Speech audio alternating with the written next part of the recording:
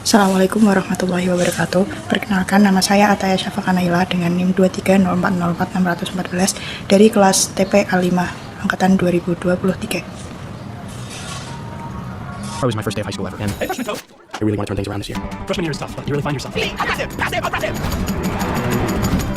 They say if you make one friend on your first day, you do okay. If my English teacher's the only friend I make today, that would be sort of depressing. Is it like this? Welcome to the island, you missed it twice. Sterling, what do you think about high school? Why do they give out leather jackets to marching band? It's not a sport.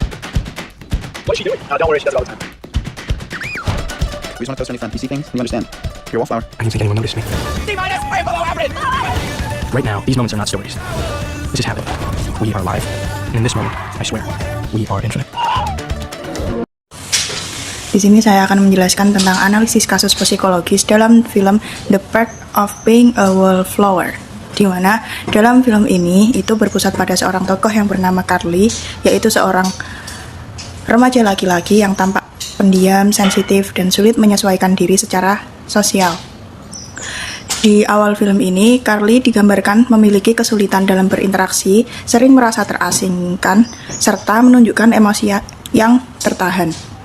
Ia memiliki riwayat kehilangan sahabat akibat sahabatnya itu bunuh diri, yang menjadikan sebuah pemicu awal di mana munculnya kesedihan yang mendalam terhadap dirinya si Carly tadi.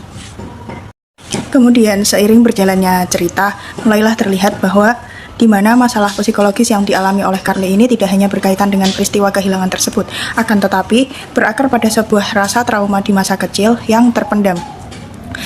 Sebuah rasa trauma itu yaitu pengalaman pelecehan seksual yang dilakukan oleh bibinya, di mana trauma ini direpresi dalam alam bawah sadar dan baru muncul kembali dalam bentuk kilas balik mimpi serta reaksi emosional yang tidak terkendali.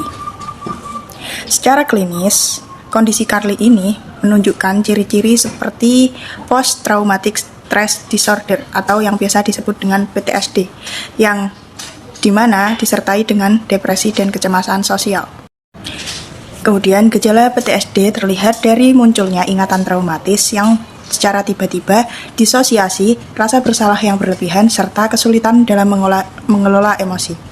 Depresi tampak dari perasaan hampa, rendah hati, menarik diri dari lingkungan sosial, dan pikiran negatif tentang diri sendiri.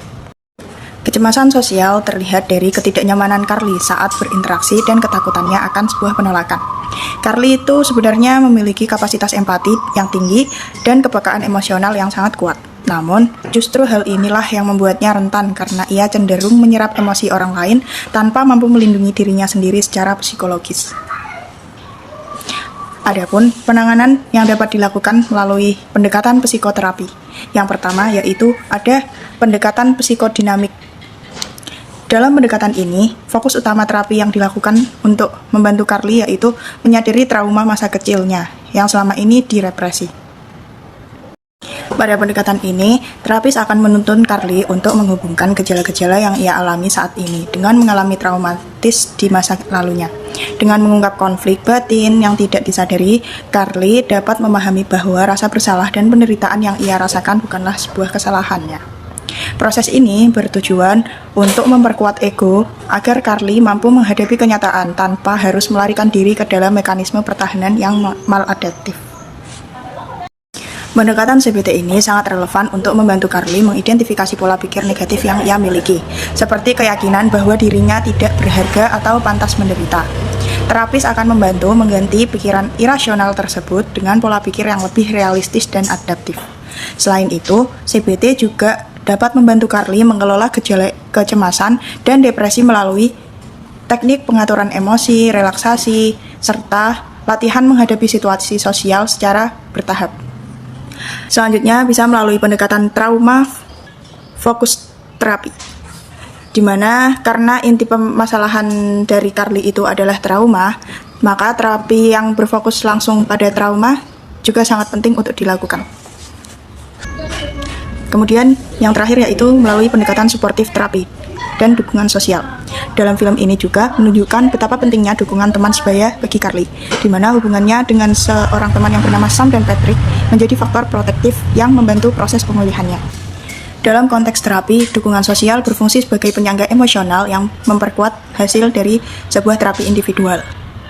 Kesimpulannya, kasus Carly dalam film The Perks of Being a Wallflower menunjukkan bahwa gangguan psikologis pada remaja seringkali berakar pada trauma yang tidak disadari. Gejala yang tampak di permukaan seperti depresi dan kecemasan hanyalah manifestasi dari luka batin yang lebih dalam. Penanganan yang efektif memerlukan pendekatan psikoterapi yang komprehensif, berfokus pada trauma, kognisi, emosi, serta relasi interpersonal. Film ini memberikan gambaran yang kuat tentang pentingnya empati, dukungan, dan terapi yang tepat dalam proses pemulihan kesehatan mental. Itulah sedikit penjelasan tentang analisis kasus psikoterapi yang ada dalam film The Perks of Being a Wallflower yang diperankan utama oleh seorang remaja laki-laki yang bernama Carly. Cukup sekian penjelasan dari saya, kurang lebihnya mohon maaf. Wassalamualaikum warahmatullahi wabarakatuh.